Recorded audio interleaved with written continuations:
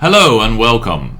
My name is Victor Gijsbers and I teach philosophy at Leiden University in the Netherlands. In this video I want to talk about skepticism, and in particular we are going to look at the article called Reasoning One's Way Out of Skepticism, written by Susanna Rinard. So this article talks about skepticism and in particular about external world skepticism. Now, the external world skeptic is a familiar figure in contemporary philosophy, or indeed in modern philosophy since the time of Descartes. So in the Meditations, Descartes comes up with this sort of thought experiment that maybe the entire external world doesn't exist. Maybe all my perceptions are caused by something else. And in Descartes' case, that would be a sort of deceiving demon. In contemporary versions of the argument, it's usually some neuroscientist, and we are brains in a vat. Right? And so the idea of the external world skeptic would be that we don't really know whether there is a real external world corresponding to our sensations, or whether we are a brain in a vat and everything that we seem to perceive is wrong. Alright.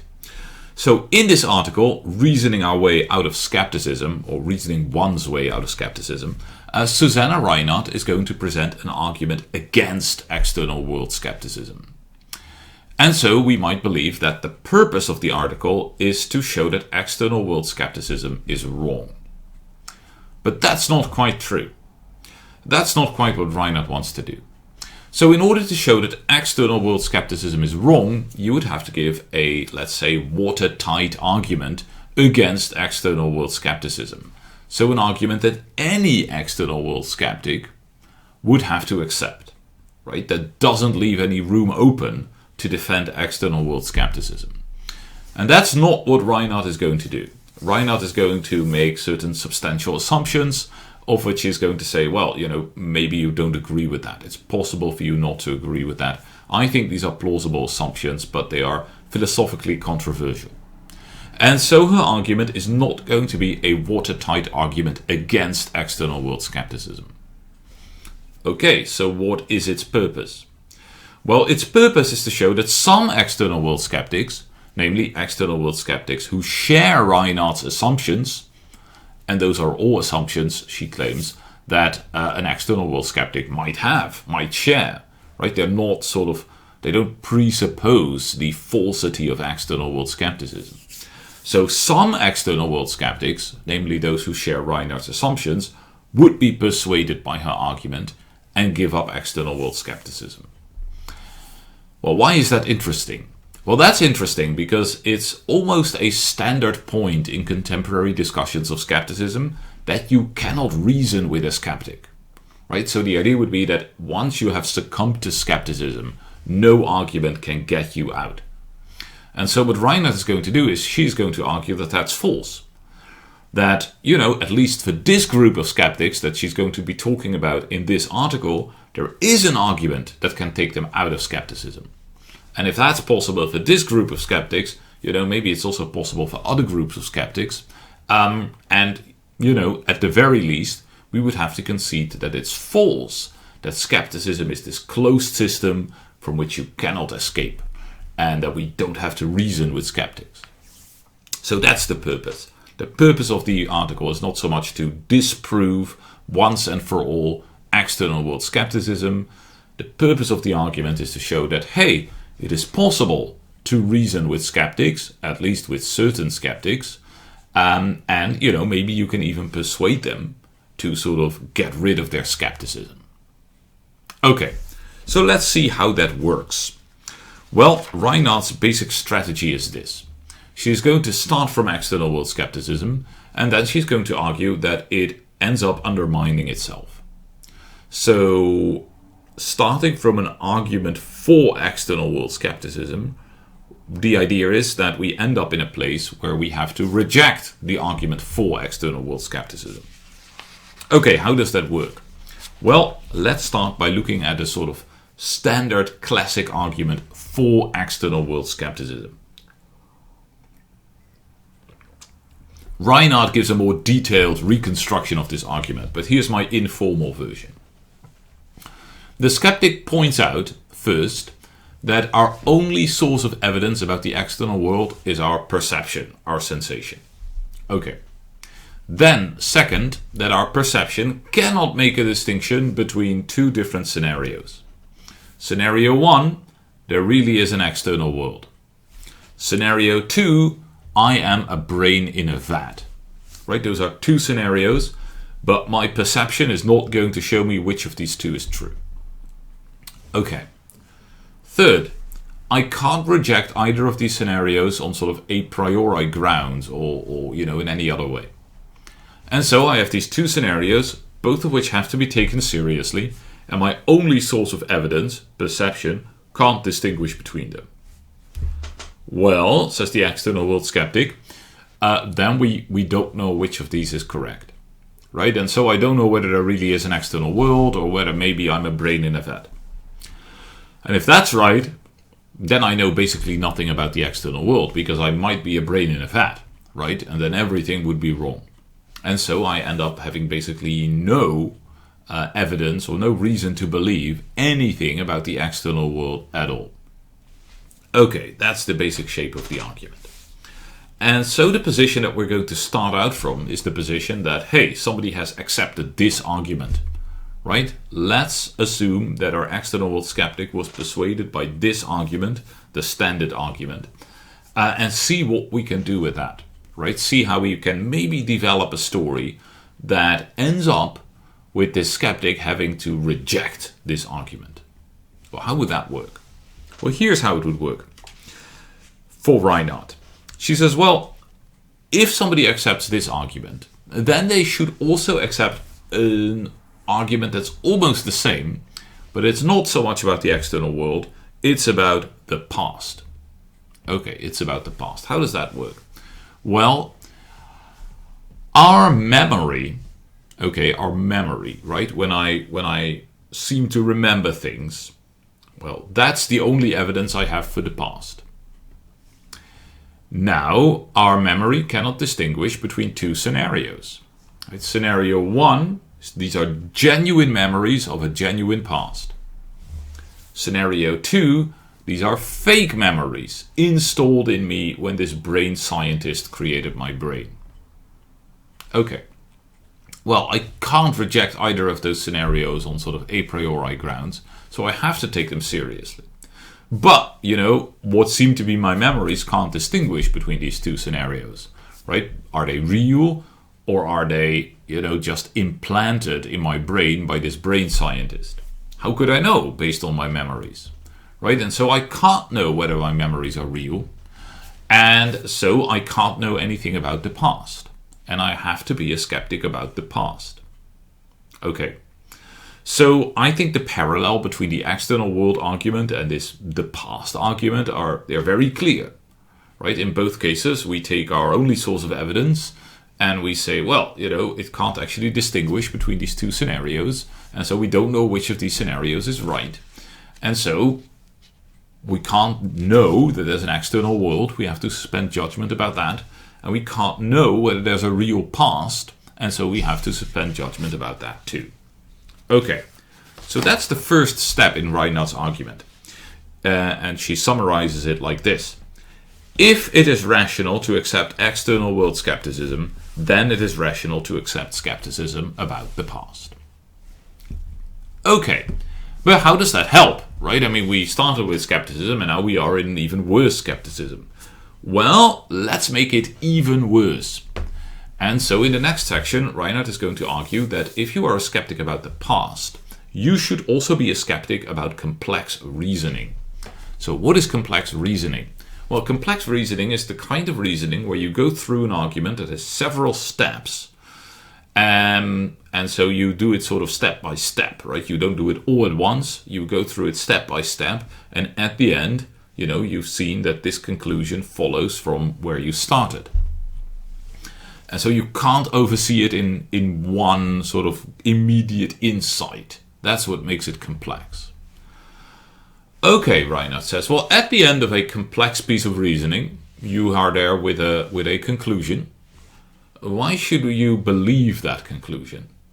Well, of course, you should believe that conclusion because it is the result of going through this step-by-step rational argument, and at every step you did the rational thing.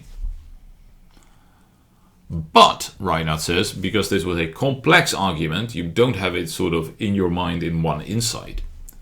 And so you have to rely on your own memory that you actually went through this rational argument. Right? That this conclusion didn't just pop up in your head, but that you actually went through this rational argument. You've got to remember that. Otherwise, your conclusion has no sort of subjective validity. Right? Otherwise, you have no reason to accept it. Aha! Okay, so complex reasoning requires memory. Right? It requires us to trust our memory. So, if I am a skeptic about memory and the past, I should also be a skeptic about complex reasoning. Right? If I don't believe that I can know that my memory works, that there really was a past, then I also shouldn't believe that I can know anything on the basis of complex reasoning. Because complex reasoning requires me to trust my memory and believe in the reality of the past. And so we now have the following chain. If you believe in external world skepticism, you should also believe in skepticism about the past, and then you should also believe in skepticism about complex reasoning. Okay, so that's where we're left basically at the end of section 3. Aha, says Rinard. But if you are in this situation where you accept skepticism about complex reasoning, then you are in trouble. But why are you in trouble? Well, because if you are a skeptic about complex reasoning on the basis of the argument that we just gave, then you should be a skeptic about the argument that we just gave. Why? Well, my argument for skepticism about complex reasoning was very complex. Right? We started with an argument for external world skepticism, and then we drew the parallel to skepticism about the past, and then we had an argument that connected it up to skepticism about complex reasoning. Whoa, that's more than I can sort of grasp in one insight.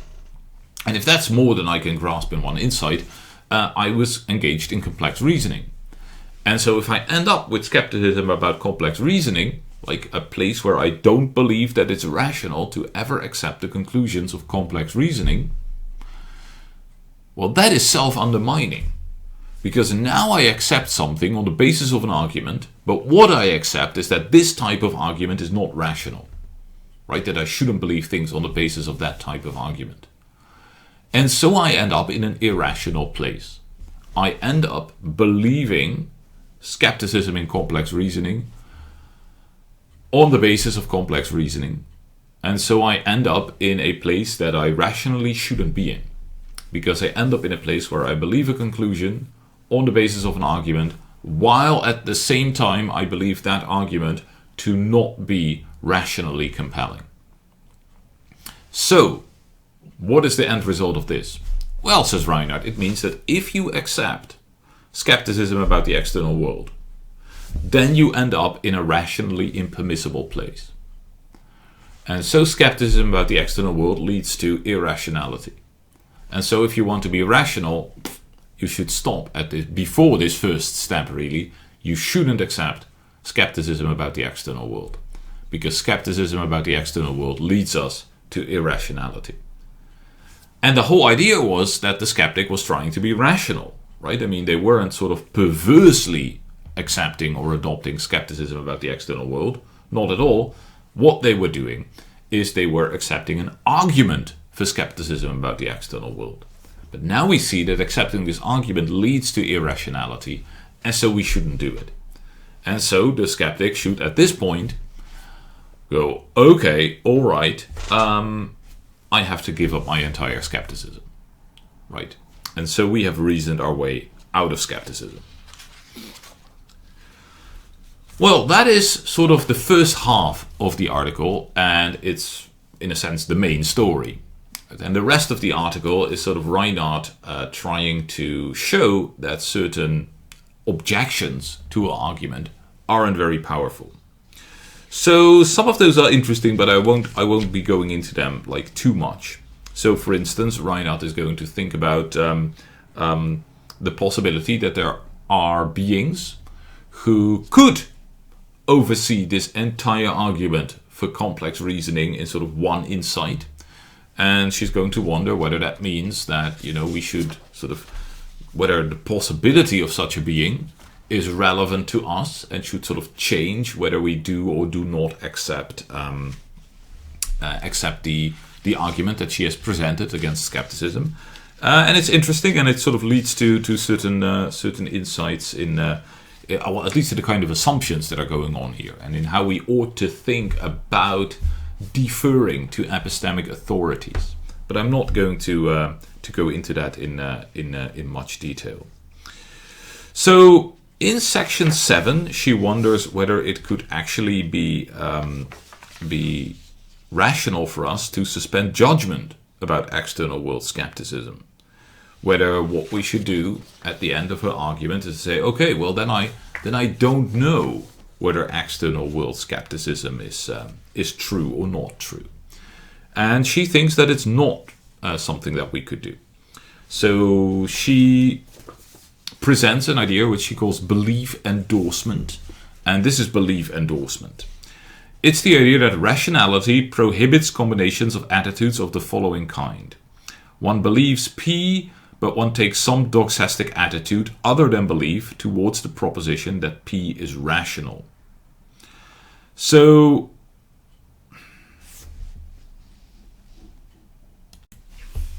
here is how that sort of ties into this idea of suspending judgment. Right? Suppose that the skeptic says, okay, I have to suspend judgment about external world skepticism because I accepted external world skepticism and it led me to skepticism about complex reasoning, right? Which would have me sort of reject external world skepticism. Well, what Rinard says is this doesn't really work, right? If you suspend judgment about external world skepticism, then you should also suspend judgment about everything that follows from it, right, in your argument. And so you should suspend judgment about this claim that you should suspend judgment about external world skepticism. Right? If you start from external world skepticism, then through our reasoning, you get to the point where external world skepticism turns out to be irrational. Okay. But if I now suspend judgment about external world skepticism, then of course this entire train of reasoning no longer works. But that entire train of reasoning was the only thing that got me to suspend judgment about external world skepticism. So here we have another sort of self-defeating chain of argument. If I try to take up the epistemic position of suspending judgment about external world skepticism, then I have no reason to endorse suspending judgment about external world skepticism. So this is unstable. Right? So Rinard has basically argued first that believing in external world skepticism is unstable, and now she argues that suspending judgment on external world skepticism is unstable. And from that, she wants to conclude that we should disbelieve, right? That we should reject external world skepticism, because those are the only three options. Right? The only three options are supposed to be accepting, rejecting, or suspending judgment on external world skepticism. Well, accepting and suspending turn out to be irrational, and so we have to reject external world skepticism. Now, what about not taking up any epistemic attitude towards external world skepticism? Is that possible? Well, Rinard thinks that it is not. She thinks that we can't take up sort of no rational position, for instance. So here's what she says about that, and this is page 259. She says, it is central to our concept of rationality that rationality constitutes an ideal to which one could coherently aspire, and by which one could be guided. But if doxastic dilemmas were possible, so a doxastic dilemma is a situation where you're not allowed to accept, not allowed to reject, and not allowed to suspend judgment. Right? There's really no rational attitude that you can take up. So if doxastic dilemmas were possible, rationality could not play this role in those cases.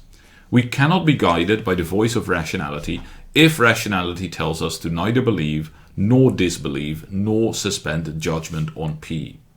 We could not coherently aspire to conform to the requirements of rationality if there were doxastic dilemmas. Since I regard its ability to play this guidance-giving role as constitutive of rationality, I conclude that there are no doxastic dilemmas. And so if you go along with that, right, then the end results follow, right? If you believe that, okay, it's unstable, like you can't get to a rational position by believing in external world skepticism. It's unstable, you can't get to a rational position by suspending judgment on external world skepticism. But you must do one of these three things, right? Rationality requires you to do one of these three things: believing, suspending judgment, or disbelieving. Well, two of them don't work, and so you must disbelieve. All right. And so that sort of finishes the argumentative chain of Rinard's article, because now we have a reason to sort of really disbelieve.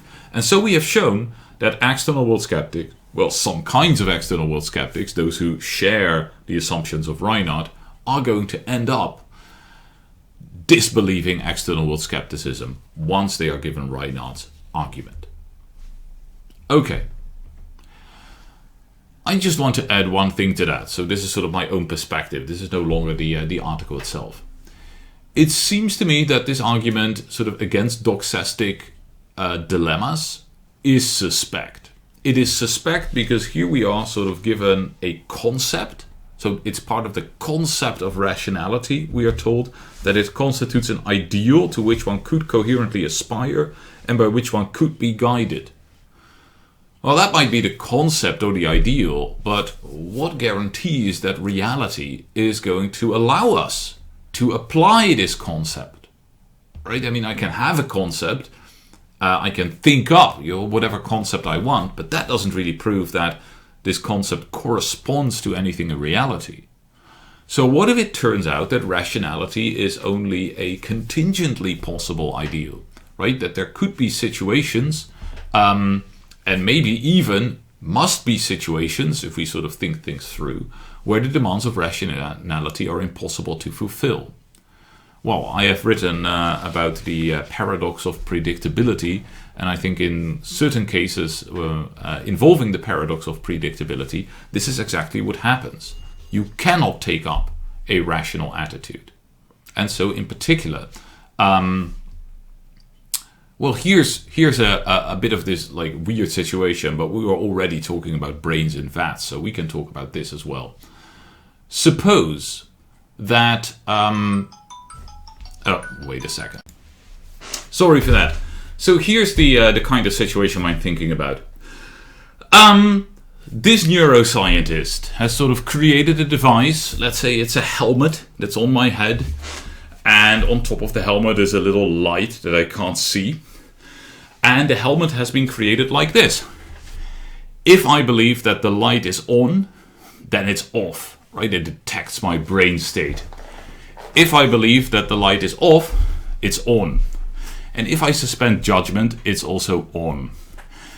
And I know all of this, right? If that's the situation, then actually I would argue there is no rational attitude I can take towards the question of whether the light is on or off. Because whatever attitude I have, I know it to be wrong. I know it to be false. All right, well, that's just sort of one possible counter-argument maybe to Rinard's approach.